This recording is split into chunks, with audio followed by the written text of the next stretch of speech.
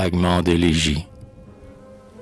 Triste vieillard, depuis que pour tes cheveux blancs, il n'est plus de soutien de tes jours chancelants, que ton fils orphelin n'est plus de son vieux père, renfermé sous ton toit et fuyant la lumière. Un sombre ennui t'opprime et dévore ton sein. Sur ton siège de hêtre, ouvrage de ma main, sourd à tes serviteurs, à tes amis eux-mêmes, le front baissé, l'œil sec et le visage blême. Tout le jour en silence à ton foyer assis, tu restes pour attendre ou la mort ou ton fils. Et toi, que fais-tu? Seul et désespéré, ton fang dans les fers, lionne séparée. J'entends ton abandon lugubre gémissant, sous tes mains en fureur ton sein retentissant, ton deuil pâle, éploré, promené par la ville. Tes cris, tes longs sanglots remplissent toute l'île. Les citoyens de loin reconnaissent tes pleurs. La voici, disent-ils, la femme de douleur. L'étranger, te voyant mourante, échevelée, demande: qu'as-tu donc, ô femme désolée? Ce qu'elle a, tous les dieux contre elle sont unis. La femme désolée, elle a perdu son fils.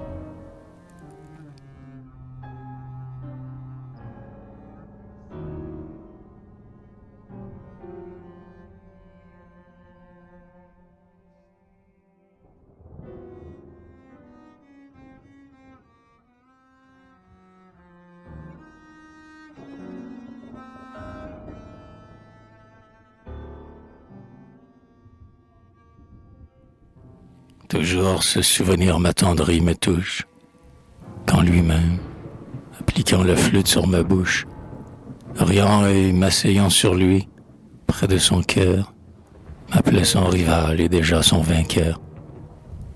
Il façonnait ma lèvre une habile épaissure, à souffler une haleine harmonieuse et pure, et ses savantes mains prenaient mes jeunes doigts, les levaient, les baissaient, recommençaient 20 fois, leur enseignant ainsi, quoique faible encore, à fermer tour à tour les trous du buis sonore.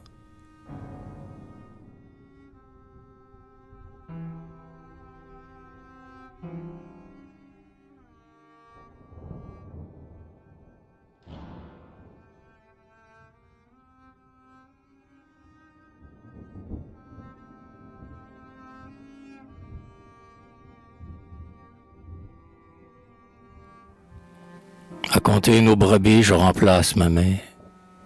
Dans nos régions clos, j'accompagne mon père. J'y travaille avec lui. C'est moi de qui la main, au retour de l'été, fait résonner les reins, pour arrêter bientôt d'une ruche troublée, avec ses jeunes rois, la jeunesse envolée. Une ruche nouvelle à ses peuples nouveaux est ouverte, et les saints conduits dans les rameaux, qu'un olivier voisin présente à son passage, pend grappe bruyante son amer feuillage.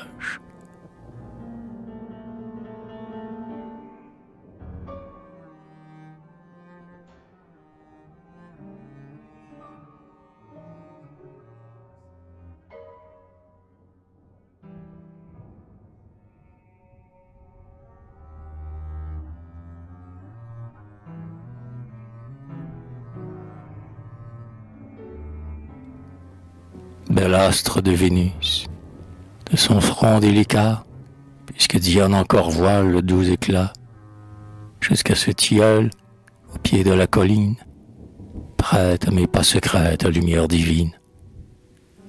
Je ne veux point tenter de nocturnes larcins, ni tendre aux voyageurs des pièges assassins. J'aime, je vais trouver des ardeurs mutuelles, une nymphe adorée, et belle entre les belles, comme parmi les feux que Diane conduit, brillent tes feux si purs, ornement de la nuit.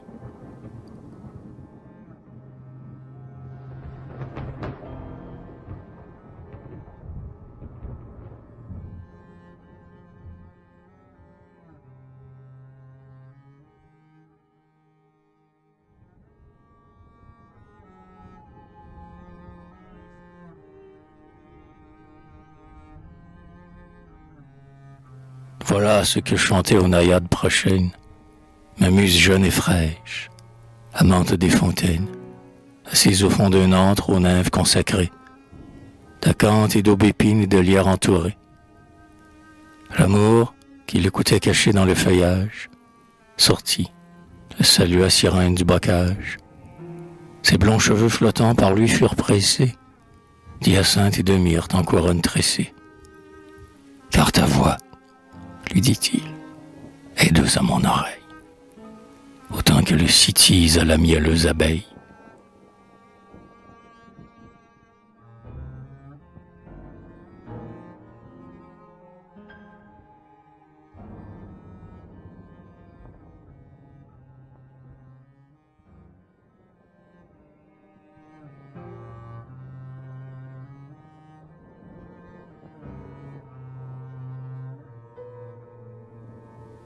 Mes chants savent tout peindre. Accours, viens les entendre. Ma voix plaît, Astérie, elle est flexible et tendre.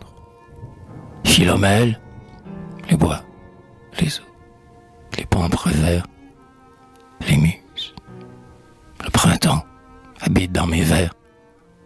Le baiser dans mes vers étincelle et respire. La source aux pieds d'argent qui m'arrête et m'inspire. Il roule en murmurant son flot léger et pur. Souvent avec les cieux, il se part d'azur. Le souffle insinuant qui frémit sous l'ombrage voltige dans mes vers comme dans le feuillage. Mes vers sont parfumés de myrte et de fleurs, soit les fleurs dont l'été ranime les couleurs, soit celles que 16 ans étaient plus doux encore, sur une belle joue ont l'art de faire éclore.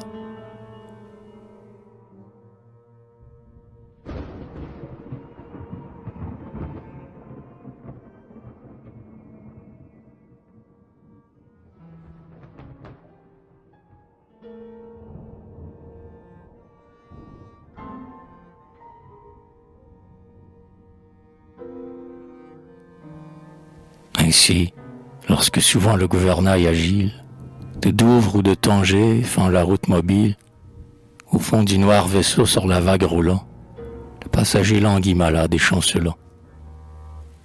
Son regard obscurci meurt. Sa tête pesante tourne comme le vent qui souffle la tourmente, et son cœur nage et flotte en son sein agité, comme de bons en bons le navire emporté. Il croit sentir sous lui fuir la planche légère. Triste et pâle, il se couche, et la nausée amère soulève sa poitrine, et sa bouche à long flot inonde les tapis destinés au repos. Il verrait sans chagrin la mort et le naufrage. Stupide, il a perdu sa force et son courage. Il ne retrouve plus ses membres engourdis. Il ne peut secourir son ami ni son fils, ni soutenir son père, et sa main faible et lente ne peut serrer la main de sa femme expirante.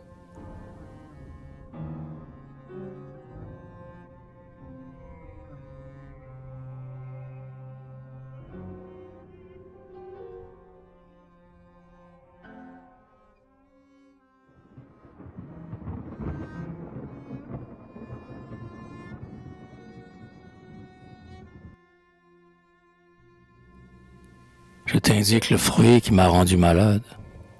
Je te crie en quel lieu, sous la route, est caché un abîme où déjà mes pas ont trébuché. De mutuel amour combien doux est l'empire. Heureux, et plus heureux que je ne saurais dire, deux cœurs qui ne font qu'un, dont la vie et l'amour n'auront, dans un long temps, qu'un même dernier jour. Mais bien peu qu'on séduit de si douces chimères, on fuit repentir les larmes amères. Oh, poète amant, conseiller dangereux, qui vantait la douceur des tourments amoureux, votre miel déguisait de funestes breuvages.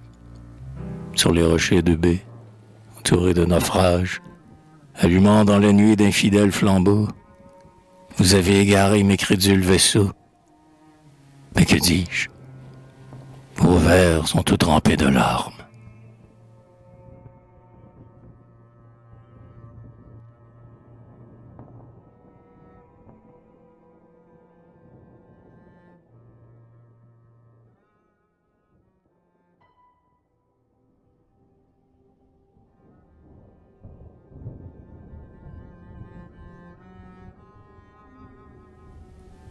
courroux d'un amant n'est point inexorable.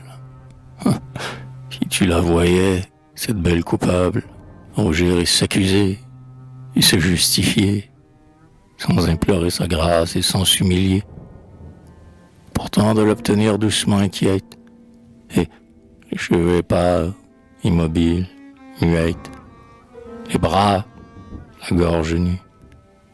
En un molle abandon, tourner sur toi des yeux qui demandent pardon. Croire qu'abjurant soudain le reproche farouche, tes baisers porteraient son pardon sur sa bouche.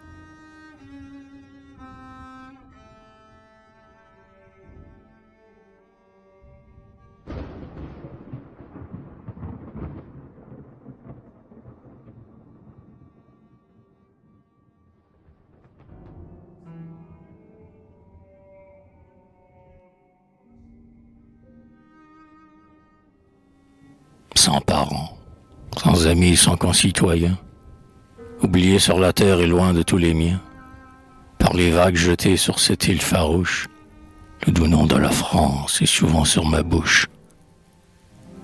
Auprès d'un noir foyer, seul, je me plains du sort. Je compte les moments, je souhaite la mort. Pas un seul ami dont la voix m'encourage, près de moi s'essaye, et, voyant mon visage, se baigner de mes pleurs et tomber sur mon sein, me disent « Qu'as-tu donc ?» et me presse la main.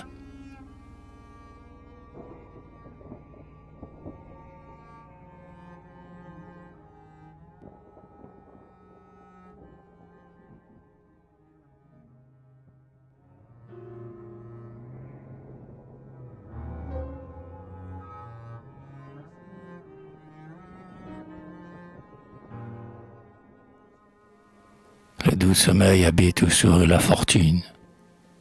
Pareil aux faux amis, le malheur l'importune. Il vole se poser, loin des cris de douleur, sur des yeux que jamais n'ont altéré les pleurs.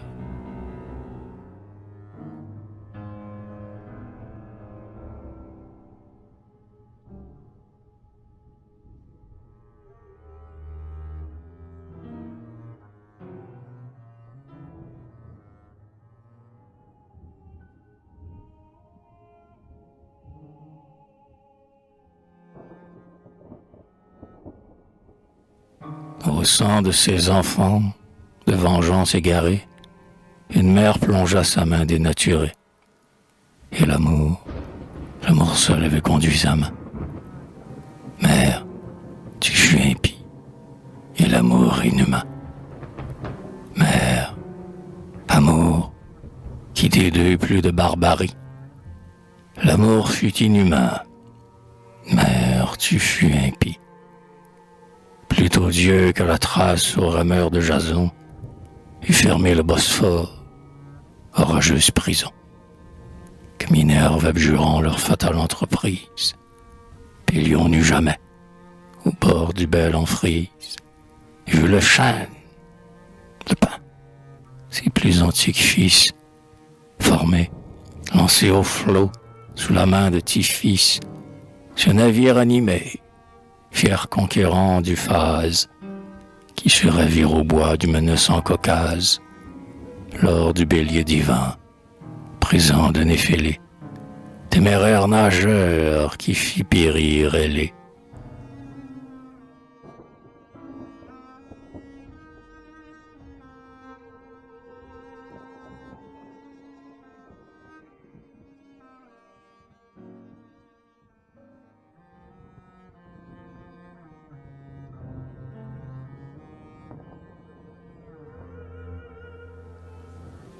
Près des bords où Venise est reine de mer, le gondolier nocturne, au retour de Vespère, d'un aviron léger bat la vague aplanie. Chante-nous, Tancrède et la belle Herminie. Il aime les chansons, il chante, sans désir, sans gloire, sans projet, sans craindre l'avenir, il chante. Et cheminant sur le liquide abîme, s'est égayé ainsi sa route maritime. Comme lui, je me plais à chanter. Les rustiques chansons que j'aime à répéter adoucissent pour moi les routes de la vie, route amère et souvent d'un naufrage suivi. Viens donc, tu vas ouïr, ami, ce qu'Alexis écoute, et puis répond à son tour à Daphnis. Alexis, Daphnis, de campagne voisine, se trouvèrent ensemble au penchant des collines. Tous deux jeunes, tous deux ornés de blonds cheveux, tous deux nés aux chansons, à la flûte tous deux.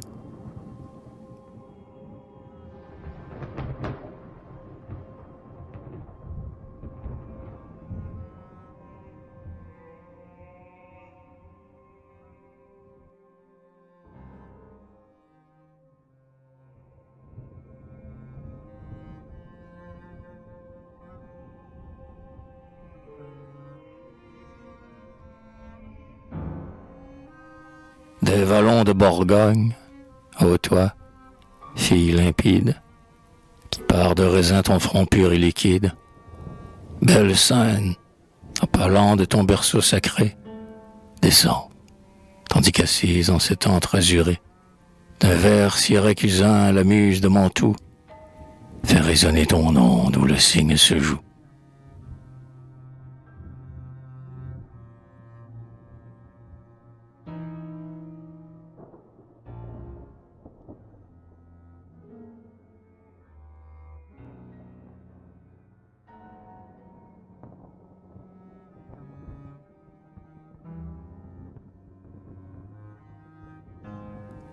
S'ils n'ont point le bonheur, en est-il sur la terre? Quel mortel, inhabile à la félicité, regrettera jamais sa triste liberté, si jamais des amants il a connu les chaînes? Leurs plaisirs sont bien doux et douces sont leurs peines. S'ils n'ont point ces trésors que l'on nomme des biens, ils ont les soins touchants, les secrets entretiens. Des regards, des soupirs la voix tendre et divine, et des mots caressant la mollesse enfantine. Auprès d'eux tout est beau, tout pour eux s'attendrit. Le ciel rit à la terre, et la terre fleurit. Aritus serpente est plus pure et plus belle. Une douleur plus tendre anime Philomèle. Flore embaume les airs, ils n'ont que de beaux cieux. Aux plus arides bords tempérés à leurs yeux. À leurs yeux tout est pur comme leur âme est pure. Leur asile est plus beau que toute la nature. La grotte, favorable à leurs embrassements, d'âge en âge est un temple honoré des amants. Ô rives du Péné, antres, vallons, prairies, lieux qu'amour a peuplé d'antiques rêveries. Vous bosquets d'agneaux, vous ombrages fleuris, ton épaisseur fut chère aux nymphes du l'iris. Toi surtout, ô Vaucluse, ô retraite charmante, oh, que j'aille languir au bras de mon amante, de baisers, de rameaux, de guirlandes liées, oubliant tout le monde et du monde oublié. Ah, que ceux qui, plaignant l'amoureuse souffrance, ont connu qu'une oisive et morne indifférence, en bonheur, en plaisir pensent m'avoir vaincu, ils n'ont fait qu'exister, l'amant seul a vécu.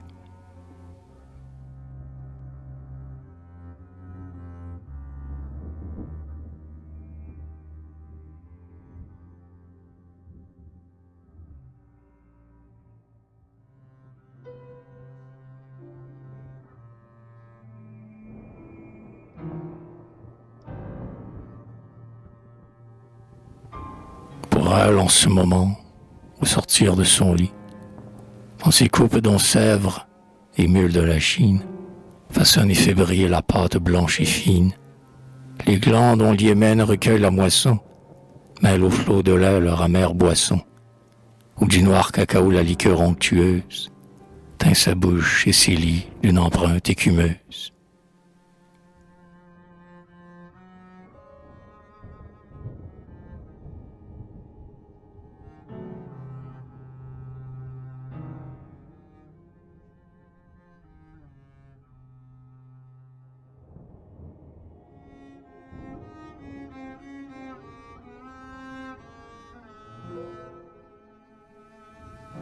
Soit que le doux amour des nymphes du Permès, d'une fureur sacrée enflammant sa jeunesse, l'emporte malgré lui dans l'or riche désert, où l'air est poétique et respire des vers. Soit que d'ardents projets son âme poursuivie, l'aiguillonne du soin d'éterniser sa vie. Soit qu'il est seulement, tendre et né par l'amour, souhaité de la gloire, afin de voir un jour, quand son nom sera grand sur les doctes collines, les yeux qui rendent faibles et les bouches divines, chercher à le connaître, et, l'entendant nommer, lui parler, lui sourire, et peut-être l'aimer.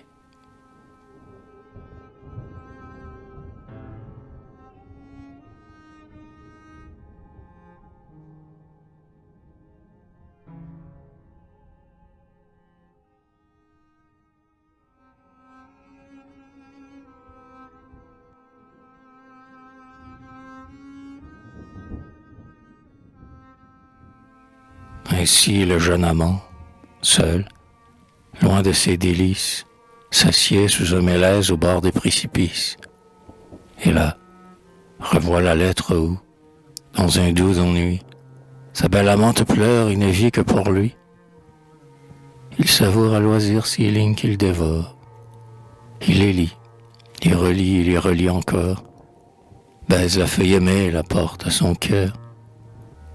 Tout à coup de ses doigts l'aquilon ravisseur vient, l'emporte et s'enfuit. Dieu. Il se lève, il crie, il voit, par le vallon, par l'air, par la prairie, fuir avec ce papier, cher soutien de ses jours, son âme et tout lui-même et toutes ses amours. Il tremble de douleur, de crainte, de colère.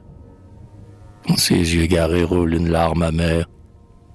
Il se jette en aveugle, à le suivre empressé, court, saute, vole, et l'œil sur lui toujours fixé, franchit torrent, buisson, rocher, pendante cime, et l'atteint, hors d'haleine, à travers les abysses.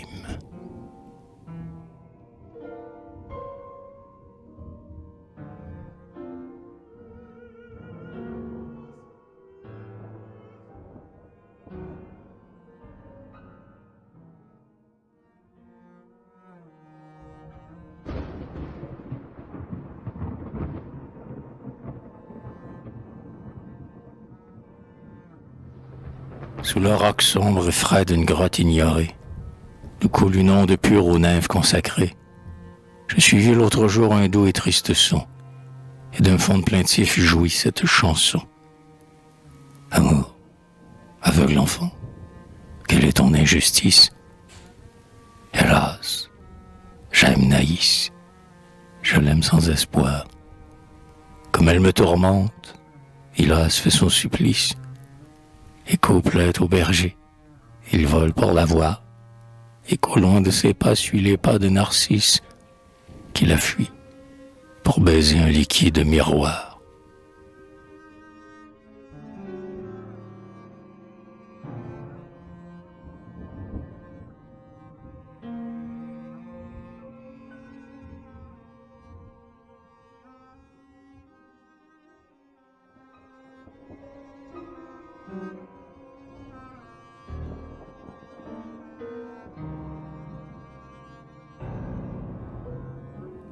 Mais man à Clétie, adieu, Clétie, adieu. Est-ce toi dont les pas ont visité ce lieu? Parle, est-ce toi, Clétie, ou dois-je attendre encore? Ah, tu ne viens pas seul ici, chaque aurore, rêver au peu de jours où j'ai vécu pour toi, voir cette ombre qui t'aime et parler avec moi, déliser à mon cœur la paix devient amère, et la terre à mes os ne sera plus légère. Chaque fois qu'en s'élue un air frais du matin, viens caresser ta bouche et voler sur ton sein. Pleure, pleure, c'est moi. Pleure, fille adorée. C'est mon âme qui fuit sa demeure sacrée, et sur ta bouche encore aime à se reposer. Pleure. Ouvre-lui tes bras et rends-lui son baiser.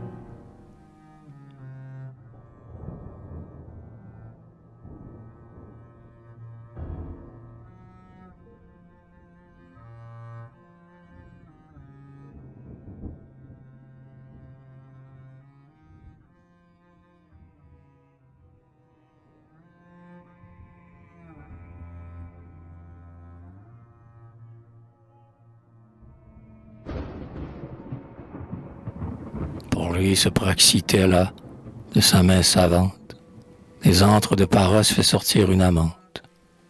Car, malheureux rival d'Anchise et de Paris, il aime ce beau marbre, image de Cypris. Il a su, se cachant au fond du sanctuaire, passer toute une nuit près de l'idole chère, dont les contours divins ont laissé voir au jour la trace des fureurs d'un fol et vain amour. Il est toujours au temple avec son immortel, et là, seul, il la flatte, il lui dit qu'elle est belle, l'appelle par des noms mielleux, tendres, brûlants, et parcourt à plaisir et son sein et ses flancs. Autrefois, il arrive inquiet, irascible, la gronde, la nommant dure, froide, insensible, lui dit qu'elle est de pierre et qu'elle est sans appât, puis lui pardonne, pleure, et la tient dans ses bras. Baise-moi, lui dit-il. Et sa bouche insensée baise et presse longtemps cette bouche glacée. Un doux rapproche encore la caresse, et sa main la punit mollement d'un injuste dédain.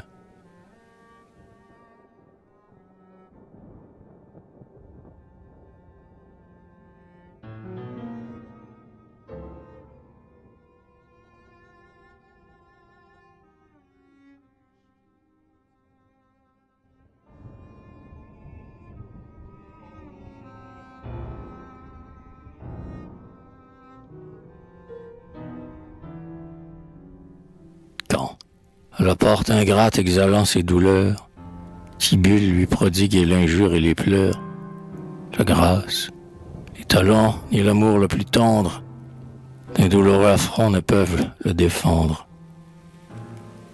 Encore si vos yeux daignaient, pour nous trahir, cherchez dans vos amants celui qu'on peut choisir, qu'une belle ose aimer sans honte et sans scrupule, et qu'on ose soi-même avouer pour émule. Mais, Dieu, combien de fois notre orgueil ulcéré a rougi du rival qui nous fut préféré. Ouais, Tercite souvent peut faire une inconstante. Souvent l'appât du crime est tout ce qui vous tente.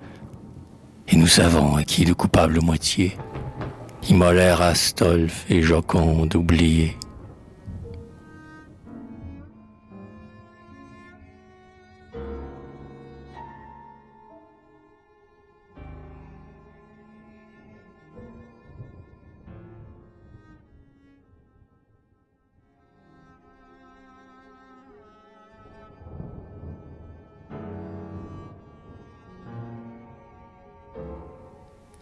On ne vit que pour soi, l'amitié n'est qu'un nom.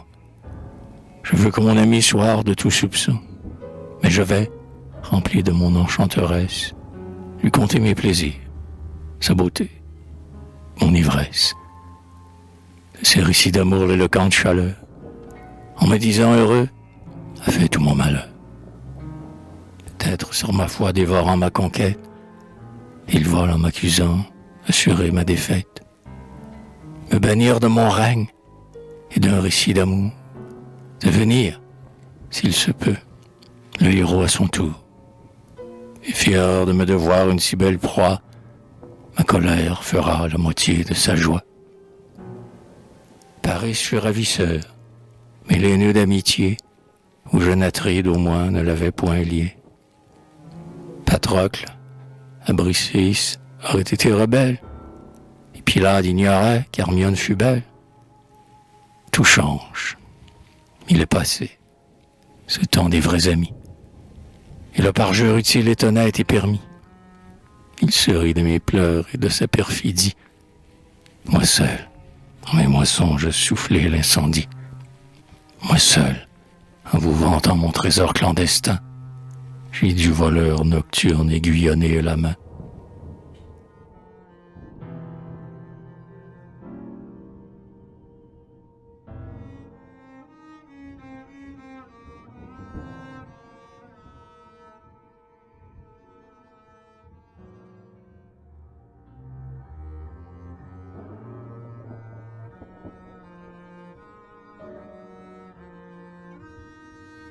Ne reviendra-t-il pas? Il reviendra sans doute. Non, il est sous la tombe. Il attend. Il écoute. Va, belle de Sio. Meurs. Il te tend les bras. Va trouver ton amant. Il ne reviendra pas.